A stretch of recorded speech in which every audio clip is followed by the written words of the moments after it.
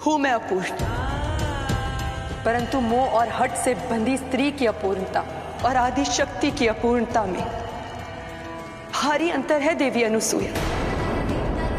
और मेरी अपूर्णता सर्वोच्च संपूर्णता में लीन हो जाने की है, और आपकी अपूर्णता उस बूंद के समान है जो सागर में खो जाती है, विलीन हो जाती है, स्वयं के अस्तित्व को खो बैठती है। और मेरी अपूर्णता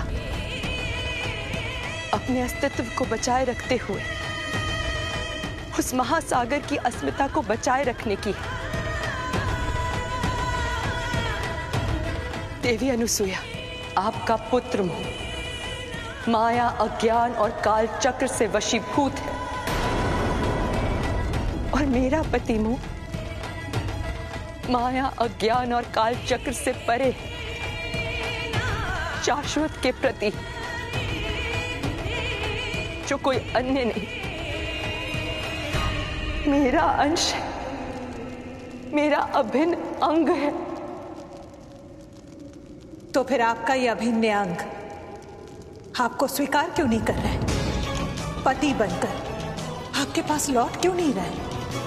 आदि शक्ति को ठुकराकर वो एक सामान्य मनुष्य के पास पुत्र बनकर क्यों रह रहे हैं? क्योंकि वो भोले भंडारी है, और आपने मेरे भोलेनाथ को छला है, उन्हें भ्रमित किया है। मैंने छला है उन्हें? हाँ, अब छल से उनकी माता बनी है। याद कीजिए वो समय जब आप मां नहीं थी, केवल एक शिव भक्त थी। मुझे आज भी वो अकाल का दिन याद है जब अकाल से मुक्ति के लिए आपने तपस्या कर महादेव को बुलाया था।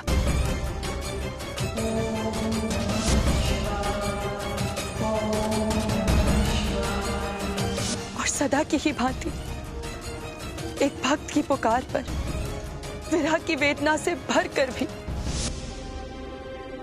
मैंने अपने शिव को जाने दिया।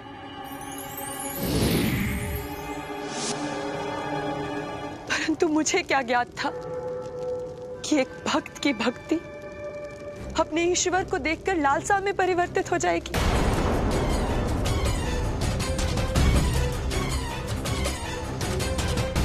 और वो निसंतान भक्त संतान प्राप्ति की लालसा में किसी के पति को अपना पुत्र बनाकर अपने पास रख लेगी। भूलिए मत देवी पार्वती, जब आपके हट के कारण त्रिदेव मेरे द्वार पर आए थे और निर्वाण भिक्षा मांग रहे थे। हम भोजन तभी करेंगे देवी जब आप हमें निर्वाण भिक्षा देंगे। यदि मैं मन, वचन और कर्म से पतिव्रता हूं तो आप त्रिदेव तत्काल प्रभाव से अबोध शिशु बन जाए, अबोध शिशु बन जाए। विवश होकर मुझे उन्हें पुत्र बनाना पड़ा। नहीं देवी अनुसूया, नहीं, आपने मेरे महादेव को बंधक बनाकर पुत्र रूप में रख लिया है। वहर निकाला है आपने पति पत्नी को एक दूसरे से विलग करके। यदि आप चाहती तो महादेव को मुक्त कर सकती थी। महादेव को मुक्त करके आप संतान प्राप्ति का वरदान भी तो मांग सकती थी, परंतु आपने ऐसा नहीं किया, क्योंकि आपको मेरे भोलेनाथ के भोलेपन का लाभ उठाना था। और आप आज भी उन्हें पुत्र बना के उनके भोलेपन का लाभ उठा रही हैं। बंधक आपके लिए हो सकता है देवी पार्वती, परंतु मेरे लिए वो मेरे पुत्र है। आपको इस सत्य की अनुभूति नहीं है कि एक माँ के लिए उसकी संतान उसके हृदय का अंश होता है, जिसकी रक्षा के लिए वो संसार तो क्या, संसार बनाने वाले भगवान से भी लड़ सकती है।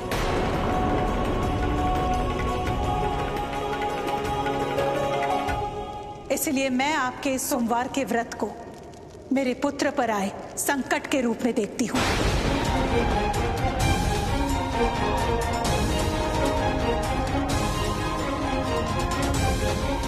इसलिए आप मेरा भी निर्णय सुन लीजिए। मैं भी पुत्रदा एकादशी का व्रत रखूंगी।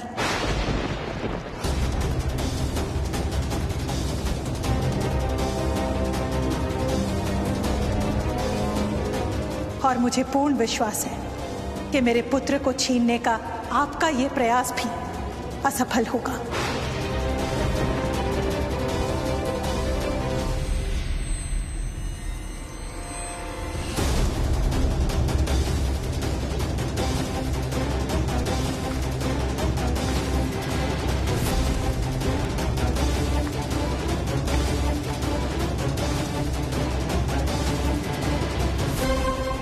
एक ओर माता अनुसुईया और दूसरी ओर माता पार्वती। सचमुच इन दोनों के बीच महादेव का रास्ता सरल नहीं होगा।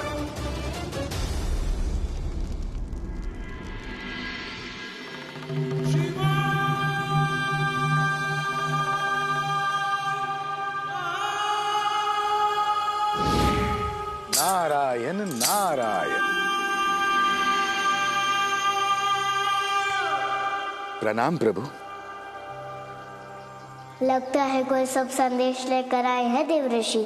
हाँ प्रभु, माता पार्वती अपने मूल स्वरूप में वापस आ गई हैं।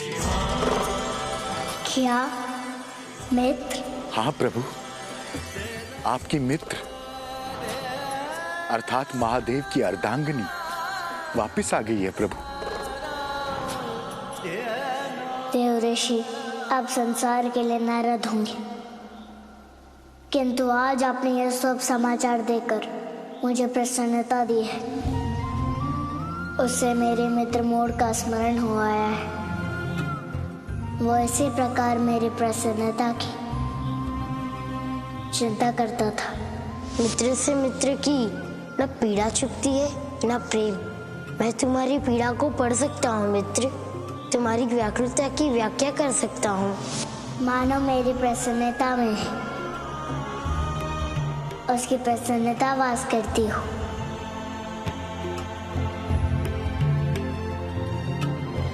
वो मेरा सौभाग्य था प्रभु, किंतु इस रूप में भी मुझे केवल आप ही की प्रसन्नता सर्वप्रिय है। तभी तो मुझे चिंता हो रही है प्रभु। कैसी चिंता देवऋषि? आपकी माता जी को आपके मित्र की प्रसन्नता अच्छी नहीं लगती, तभी तो सदा वो आपको माता पार्वती से दूर रखना चाहती है।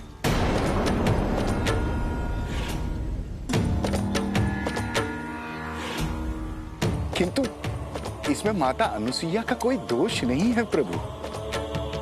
पुत्र मोह तो माता का मूल स्वभाव है और संतान को भी अपनी माता के इच्छाओं के अनुरूप होना चाहिए, जो आप हैं। परंतु अब आपको माता पार्वती का विशेष ध्यान रखना होगा। उनके प्रति भी आपके कुछ कर्तव्य है, कुछ दायित्व है, और उनका भी आप पर कुछ अधिकार है प्रभु।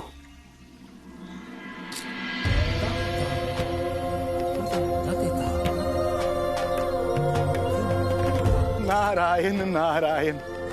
क्षमा करे प्रभु, मैं मूढ़ भूल गया था कि ये आप ही की रची हुई लीला है।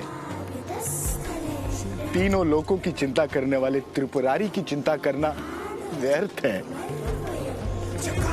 हर हर महादेव, हर हर महादेव, हर हर महादेव।